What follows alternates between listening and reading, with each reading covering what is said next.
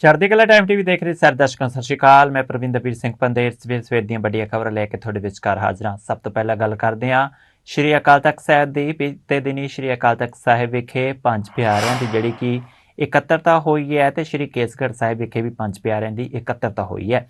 ਤੁਹਾਨੂੰ ਦੱਸ ਦਈਏ ਕਿ ਬੀਤੇ ਦਿਨੀ ਜਿਹੜਾ ਕਿ ਹੈ ਤਖਤ ਸ਼੍ਰੀ ਪਟਨਾ ਸਾਹਿਬ ਤੋਂ ਸਿੰਘ ਸਾਹਿਬ ਗਿਆਨੀ ਕੁਲਦੀਪ ਸਿੰਘ ਗੜਗਾਜ ਅਤੇ ਸਿੰਘ ਸਾਹਿਬ ਗਿਆਨੀ ਟੇਕ ਸਿੰਘ ਨੂੰ ਜਿਹੜਾ ਕਿ ਹੈ ਤਲਬ ਕੀਤਾ ਗਿਆ ਸੀ, ਤਨਖਾਹੀਆ ਕਰਾਰ ਦਿੱਤਾ ਗਿਆ ਸੀ। ਉਸ ਤੋਂ ਬਾਅਦ ਅਗਲੇ ਹੀ ਦਿਨ ਅਕਾਲ ਤਖਤ ਸਾਹਿਬ ਅਤੇ ਕੇਸਗੜ੍ਹ ਸਾਹਿਬ ਦੇ ਪੰਜ ਪਿਆਰਿਆਂ ਨੇ ਜਿਹੜਾ ਕਿ ਇਹ ਫਰਮਾਨ ਜਾਰੀ ਕੀਤਾ ਹੈ ਕਿ ਪਟਨਾ ਸਾਹਿਬ ਵੱਲੋਂ ਜਾਰੀ ਕੀਤਾ ਗਿਆ ਹੁਕਮਨਾਮਾ ਜਿਹੜਾ ਕਿ ਨਾ ਵਾਜਿਬ ਹੈ, ਜਿਸ ਨੂੰ ਮੰਨਿਆ ਨਹੀਂ ਜਾਵੇਗਾ। ਉਹਨਾਂ ਨੇ ਕਿਹਾ ਕਿ ਇਸ ਤਰ੍ਹਾਂ ਦੇ ਮਤੇ ਜਿਹੜੇ ਕਿ ਆ ਸਿੱਖ ਸੰਗਤ ਵਿੱਚ ਭਰਮ ਪੈਦਾ ਕਰਦੇ ਨੇ ਤੇ ਇਸ ਤਰ੍ਹਾਂ ਦੇ ਮਤੇ ਨੂੰ ਜਿਹੜਾ ਕੀ ਹੈ ਅਕਾਲ ਤਖਤ ਸਾਹਿਬ ਅਤੇ ਕੇਸਗੜ੍ਹ ਸਾਹਿਬ ਵੱਲੋਂ ਖਾਰਿਜ ਕਰ ਦਿੱਤਾ ਗਿਆ। ਪੰਜ ਪਿਆਰ ਦੇ ਪੰਜ ਪੀਰ ਛਟਮ ਪੀਰ ਬੈਠਾ ਗੁਰ ਭਾਰੀ ਅਰਜਨ ਕਾਇਆ ਪਲਟ ਕੇ ਮੂਰਤ ਹਰਗੋਬਿੰਦ ਸਵਾਰੀ ਵੱਡਾ ਤੇਰਾ ਦਰਬਾਰ ਸੱਚਾ ਤੁਧ ਤਖਤ ਸਿਰ ਸਾਹਾ ਬਾਦਸ਼ਾਹ ਨੇ ਚਲ ਚੌਥਾ ਐਸੇ ਦੀਨ ਦਿਆਲ ਮੇਰੀ ਪੀਰੀ ਦੇ ਮਾਲਕ ਸ੍ਰੀ ਗੁਰੂ ਹਰਗੋਬਿੰਦ ਸਾਹਿਬ ਜੀ ਮਹਾਰਾਜ ਜੀ ਦੇ ਜਦੋਂ ਤੋਂ ਸ੍ਰੀ ਅਕਾਲ ਤਖਤ ਸਾਹਿਬ ਜੀ ਦੀ ਸਥਾਪਨਾ ਕੀਤੀ ਹੈ,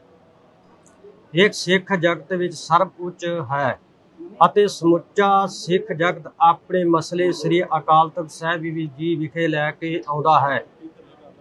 ਸ੍ਰੀ ਅਕਾਲ ਤਖਤ ਸਾਹਿਬ ਤੋਂ ਹੋਏ ਫੈਸਲਿਆਂ ਨੂੰ ਸਮੁੱਚੀ ਨਾਨਕ ਨਾਮ ਲੇਵਾ ਸੰਗਤ ਸਵੀਕਾਰ ਕਰਦੀ ਹੈ।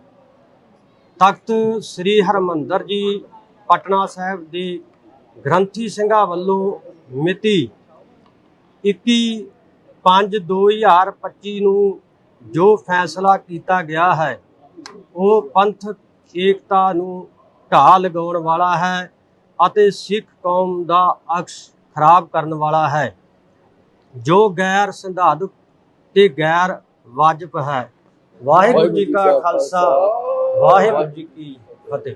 ਸੰਗਤ ਜੀਓ, ਸਤਿਗੁਰੂ ਜੀ ਦੀ ਬਖਸ਼ਿਸ਼ ਕੀਤੀ ਫਤਿਹ ਪ੍ਰਵਾਨ ਕਰੋ। ਵਾਹਿਗੁਰੂ ਜੀ ਕਾ ਖਾਲਸਾ, ਵਾਹਿਗੁਰੂ ਜੀ ਕੀ ਫਤਿਹ।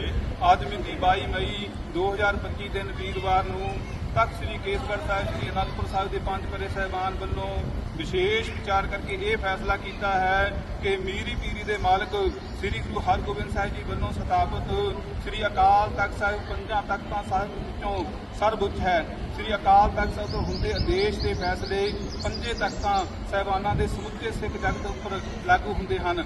ਸ੍ਰੀ ਅਕਾਲ ਤਖਤ ਸਾਹਿਬ ਤੋਂ ਜਾਰੀ ਆਦੇਸ਼ਾਂ ਅਤੇ ਹੁਕਮ ਅਦੂਲੀ ਕਰਨਾ ਤੇ ਇਹਨਾਂ ਨੂੰ ਚੁਣੌਤੀ ਦੇਣਾ ਗੁਰੂ ਸਿਧਾਂਤ ਅਤੇ ਪੰਥਕ ਰਹੁ ਰੀਤਾਂ ਦੇ ਪਰੰਪਰਾ ਦੀ ਉਲੰਘਣਾ ਹੈ, ਜਿਸ ਨੂੰ ਪ੍ਰਵਾਨ ਨਹੀਂ ਕੀਤਾ ਜਾ ਸਕਦਾ।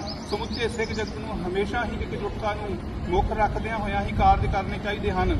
ਜੋ ਤਖਤ ਸ੍ਰੀ ਪਟਨਾ ਸਾਹਿਬ ਤੋਂ ਪੰਜ ਗ੍ਰੰਥੀ ਸਿੰਘ ਸਾਹਿਬਾਨ ਵੱਲੋਂ ਜੋ ਸ੍ਰੀ ਅਕਾਲ ਤਖਤ ਸਾਹਿਬ ਦੇ ਮਿਤੀ 21 ਮਈ 2025 ਦੇ ਆਦੇਸ਼ਾਂ ਨੂੰ ਚੁਣੌਤੀ ਦਿੱਤੀ ਗਈ ਹੈ, ਇਹ ਗੈਰ ਸੰਵਿਧਾਨਕ ਅਤੇ ਗੈਰ ਅਧਿਕਾਰਤ ਹੈ ਜੀ। ਵਾਹਿਗੁਰੂ ਜੀ ਕਾ ਖਾਲਸਾ, ਵਾਹਿਗੁਰੂ ਜੀ ਕੀ ਫਤਿਹ। ਅੱਗੇ ਗੱਲ ਕਰਦੇ ਹਾਂ ਪੰਜਾਬ ਦੇ ਮੁੱਖ ਮੰਤਰੀ ਭਗਵੰਤ ਮਾਨ ਦੀ। ਪੰਜਾਬ ਦੇ ਮੁੱਖ ਮੰਤਰੀ ਭਗਵੰਤ ਮਾਨ ਪਾਣੀਆਂ ਦੇ ਮੁੱਦੇ ਤੇ ਫਿਰ ਤੋਂ ਬੋਲੇ ਨੇ। ਤੁਹਾਨੂੰ ਦੱਸ ਦਈਏ ਕਿ ਡੈਮਾਂ ਦੀ ਸੁਰੱਖਿਆ ਲਈ ਜਿਹੜਾ ਕਿ ਕੇਂਦਰ ਸਰਕਾਰ ਵੱਲੋਂ CISF ਦੀਆਂ ਟੀਮਾਂ ਨੂੰ ਜਿਹੜਾ ਕਿ ਤੈਨਾਤ ਕਰ ਦਿੱਤਾ ਗਿਆ। ਨੰਗਲ ਡੈਮ ਅਤੇ ਹੋਰ ਡੈਮਾਂ ਉੱਤੇ ਜਿਹੜੇ ਕੀ ਹੈ ਇਹਨਾਂ ਦੀ ਤੈਨਾਤੀ ਕੀਤੀ ਗਈ ਹੈ। ਮੁੱਖ ਮੰਤਰੀ ਭਗਵੰਤ ਮਾਨ ਦਾ ਕਹਿਣਾ ਹੈ ਕਿ ਇਹਨਾਂ ਡੈਮਾਂ ਉੱਤੇ ਪਹਿਲਾਂ ਤੋਂ ਹੀ ਪੰਜਾਬ ਪੁਲਿਸ ਜਿਹੜੀ ਕਿ ਤੈਨਾਤ ਹੈ ਤੇ ਸੁਰੱਖਿਆ ਕਰ ਰਹੀ ਹੈ। ਇਹਨਾਂ ਦੀ ਤੈਨਾਤੀ ਦੇ ਨਾਲ BBMP ਅਤੇ ਪੰਜਾਬ ਸਰਕਾਰ ਉੱਤੇ ਬੋਝ ਵਧੇਗਾ ਤੇ 8 ਤੋਂ 9 ਕਰੋੜ ਦਾ ਜਿਹੜਾ ਕਿ ਫਾਲਤੂ ਖਰਚਾ ਉਹ ਸਰਕਾਰ ਉੱਤੇ ਪਏਗਾ, ਜੋ ਕਿ ਬੇਫਜ਼ੂਲ ਹੈ। ਉਹਨਾਂ ਨੇ ਕੇਂਦਰ ਸਰਕਾਰ ਉੱਤੇ RDF ਅਤੇ ਕਰਜ਼ਾ ਲਿਮਿਟ ਘਟਾਉਣ ਸੰਬੰਧੀ ਵੀ ਹੋਰ ਕਈ ਜਿਹੜੇ ਕੀ ਹੈ ਮੁੱਦੇ ਚੁੱਕੇ ਆ ਤੇ ਕਈ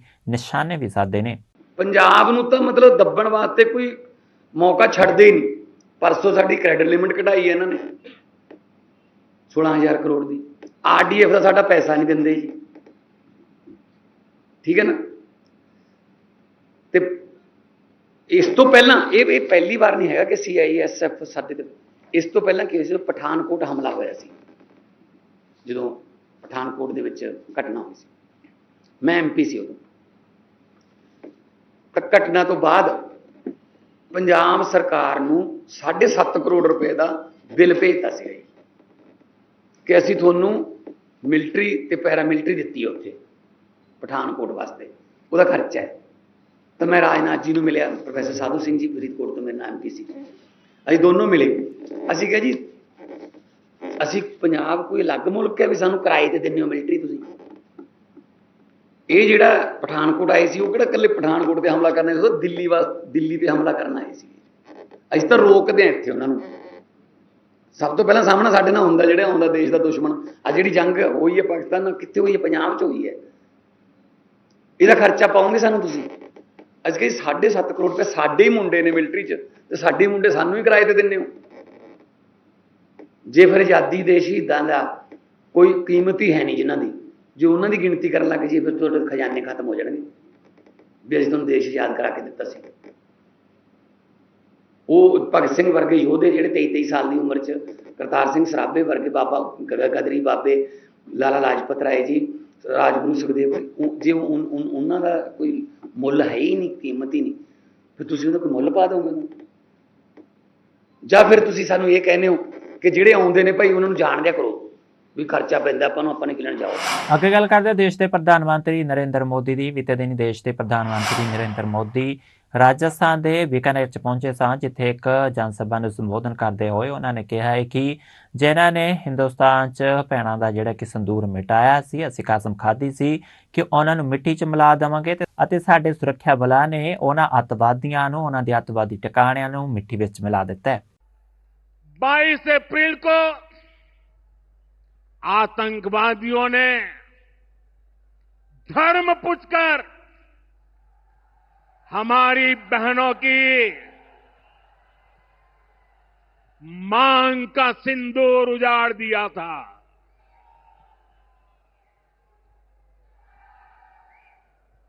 वो गोलियां पहलगाम में चली थी, लेकिन उन गोलियों से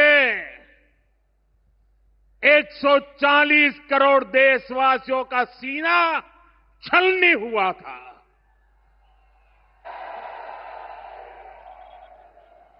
इसके बाद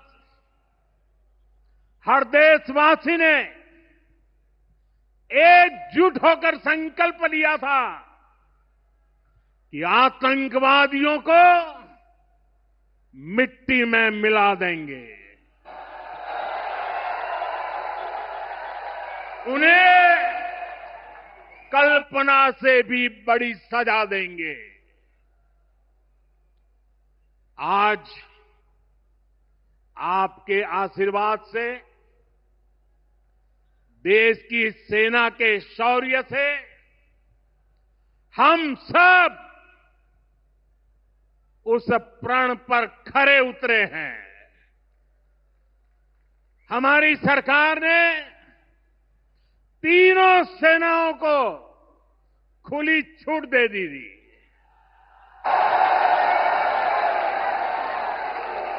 और तीनों सेनाओं ने मिलकर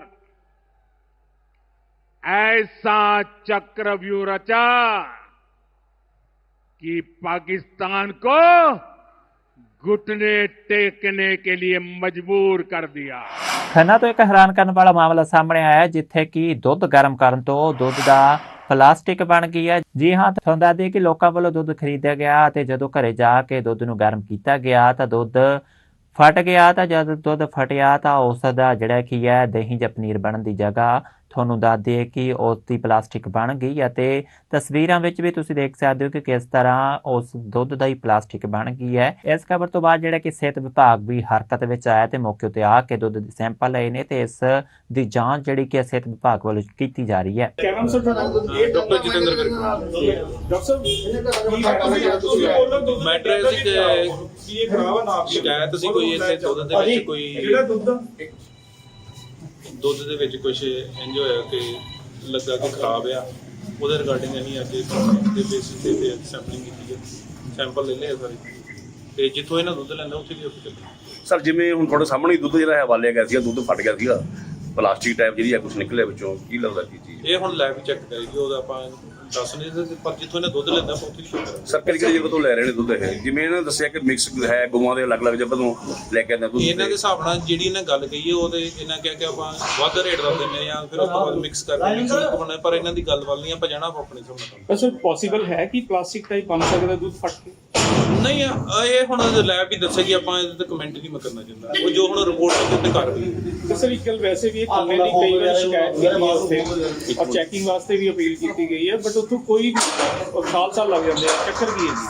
ਨਹੀਂ ਰਿਪੋਰਟ ਤੇ ਆ ਜਾਂਦੀ ਹੈ, ਰਿਪੋਰਟ ਤੇ 15 ਦਿਨਾਂ 'ਚ ਹੀ ਆ ਜਾਂਦੀ ਹੈ। ਨਹੀਂ ਰਿਪੋਰਟ ਦੁੱਧ ਦੀ ਕਦੇ ਰਿਜ਼ਲਟ ਨਿਕਲੇ ਪਰ ਤੁਸੀਂ ਇਹਦਾ ਐਜਲ ਡੁਪਲੀਕੇਟ ਕੋਈ ਦੁੱਧ ਦਾ ਕਦੇ ਤੱਕ ਕਦੇ ਕਿਹੜੀ ਅੱਜ ਤੱਕ ਕਦੇ ਜੇ ਇਹਦੇ ਸੈਂਪਲ ਭਰੇ ਗਏ ਨੇ ਕੋਈ ਡੁਪਲੀਕੇਟ ਕਦੇ ਫੜਿਆ ਗਿਆ ਐਸਾ ਦੁੱਧ ਤੁਹਾਡੇ ਡਿਪਾਰਟਮੈਂਟ ਵੱਲੋਂ? ਪਨੀਰ ਪਨੂਰ ਤੇ ਸੈਂਪਲ ਫੇਲ ਹੋਇਆ, ਦੁੱਧ ਦੇ ਸਬ ਸਟੈਂਡਰਡ ਆ ਜਾਂਦੇ ਆ। ਕੋਈ ਇੰਜ ਕੋਈ ਬਿਲਕੁਲ ਨਕਲੀ ਵਾਲਾ ਕੋਈ ਕਨਸੈਪਟ ਅਜੇ ਤੱਕ। ਕੀ ਨਾਮ ਹੈ ਤੁਹਾਡਾ? मेरा नाम सपना है। ਉੱਚੀ ਬੋਲੋ ਹੈ। सपना। ਦੁੱਧ ਕੀ ਚੱਕਰ ਪਿਆ ਦੁੱਧ ਦਾ? दूध बस मैं 2.5 किलो दूध लिया था, इन्होंने लिया था, तो ये कहने लगे एक दिन रखा रहा है फ्रिज में। मैंने उबाल लिया कि उसकी वो बन जाएगी, तो मैंने देखा तो ऐसे ही रबड़। चीज नहीं होती रबड़, उसकी तरह हो रहा था ये दूध। अगर दूध होता असली तो दाने दाने बन जाते इसमें, तो ऐसा कुछ नहीं हुआ। ये तो सारा पहले भी कभी हुआ जब? नहीं, पहली बार देखा मैंने। रबड़े बन गए। ये दूध है ही नहीं। ਅੱਗੇ ਗੱਲ ਕਰਦੇ ਹਾਂ ਹੇਮਕੁੰਟ ਸਾਹਿਬ ਦੀ। ਹੇਮਕੁੰਟ ਸਾਹਿਬ ਦੀ ਜਿਹੜੀ ਕਿ ਯਾਤਰਾ ਸ਼ੁਰੂ ਹੋ ਚੁੱਕੀ ਹੈ। ਤੁਹਾਨੂੰ ਦੱਸ ਦਈਏ ਕਿ ਬੀਤੇ ਦਿਨ ਹੀ ਪਹਿਲਾ ਜੱਥਾ ਜਿਹੜਾ ਕਿ ਹੈ ਰਿਸ਼ੀਕੇਸ਼ ਤੋਂ ਉੱਤਰਾਖੰਡ ਦੇ ਮੁੱਖ ਮੰਤਰੀ ਪੁਸ਼ਕਰ ਸਿੰਘ ਧਾਮੀ ਅਤੇ ਉੱਤਰਾਖੰਡ ਦੇ ਰਾਜਪਾਲ ਨੇ ਹਰੀ ਝੰਡੀ ਦਿਖਾ ਕੇ ਰਵਾਨਾ ਕੀਤਾ। ਤੁਹਾਨੂੰ ਦੱਸ ਦਈਏ ਕਿ 25 ਤਰੀਕ ਨੂੰ ਜਿਹੜੀ ਕਿ ਹੇਮਕੁੰਟ ਸਾਹਿਬ ਦੇ ਦਰਵਾਜ਼ੇ ਉਹ ਖੁੱਲ੍ਹ ਜਾਣਗੇ ਤੇ ਉਸ ਦਿਨ ਤੋਂ ਜਿਹੜੇ ਕਿ ਸੰਗਤਾਂ ਹੇਮਕੁੰਟ ਸਾਹਿਬ ਵਿਖੇ ਦਰਸ਼ਨ ਕਰ ਸਕਣਗੀਆਂ। ਤੁਹਾਨੂੰ ਦੱਸ ਦਈਏ ਕਿ ਕਈ ਕੁਆਂਟਲ ਫੁੱਲਾਂ ਨਾਲ ਅਤੇ ਲਾਈਟਾਂ ਨਾਲ ਜਿਹੜਾ ਕਿ ਹੈ ਹੇਮਕੁੰਟ ਸਾਹਿਬ ਨੂੰ ਸਜਾਉਣਾ ਵੀ ਸ਼ੁਰੂ ਕਰ ਦਿੱਤਾ ਗਿਆ ਤੇ ਰਸਤੇ 'ਚ ਜਿਹੜੀ ਕਿ ਬਰਫ਼ ਹੈ ਉਹ ਵੀ ਫੌਜ ਵੱਲੋਂ ਹਟਾ ਦਿੱਤੀ गई है। ये मेरा परम सौभाग्य है कि आज मुझे श्री हेमकुंड साहब की पवित्र यात्रा के पंज प्यारों की अगुवाई में पहले जत्थे की रवानगी के इस ऐतिहासिक अवसर पर आप सभी श्रद्धालुओं के बीच हर वर्ष की भांति इस वर्ष भी यहाँ आप सबके मध्य आने का शुभ अवसर प्राप्त हुआ है। साथ ही मुझे इस बात की भी प्रसन्नता है कि आगामी 25 तारीख को जब श्री हेमकुंड साहब के कपाट श्रद्धालुओं के लिए खुलेंगे, दर्शन करने वालों के लिए खुलेंगे, तो उस पावन अवसर पर लगभग 7-8 हजार से अधिक श्रद्धालु गुरु चरणों में मत्था टेकने के लिए वहां पर उपस्थित होंगे। मैं आज के इस अवसर पर पंज प्यारों की सेवा में संलग्न हमारे सभी सेवादारों का, सभी संगत का, संतजनों का, सभी इन व्यवस्थाओं से जुड़े हुए सभी व्यवस्थापकों का, उनको भी मैं हार्दिक शुभकामनाएं देता हूं। साथ ही गुरुद्वारा श्री हेमकुंड साहब के मैनेजमेंट ट्रस्ट के बिंद्रा जी समेत सभी सदस्यगणों को बहुत साधुवाद देता हूं, जिनके सतत प्रयासों से और सेवा भाव के कारण ये यात्रा प्रत्येक वर्ष अनेक चुनौतियों के बाद भी सुव्यवस्थित तरीके से प्रारंभ होती है और संपन्न होती है। श्री हेमकुंड साहब के समीप पौराणिक लोकपाल लक्ष्मण मंदिर भी स्थित है। इस पौराणिक मंदिर के कपाट भी 25 तारीख को दर्शन करने वालों के लिए, श्रद्धालुओं के लिए खुलने जा रहे हैं। आज के इस अवसर पर मैं मंदिर के पुजारियों और समस्त श्रद्धालुजनों को भी शुभकामनाएं देता हूं, उनको भी मैं बहुत बधाई देता हूं। भाइयों बहनों, श्री हेमकुंड साहब की यात्रा केवल एक धार्मिक यात्रा नहीं है, बल्कि ये राज्य की हमारी आध्यात्मिक, सांस्कृतिक और पर्यावरणीय चेतना का एक अनूठा अनुपम संगम है। 13,500 फीट की ऊंचाई पर स्थित श्री हेमकुंड साहब सिख समाज की आस्था का केंद्र होने के साथ साथ हमारी महान संस्कृति का सनातन प्रतीक भी है।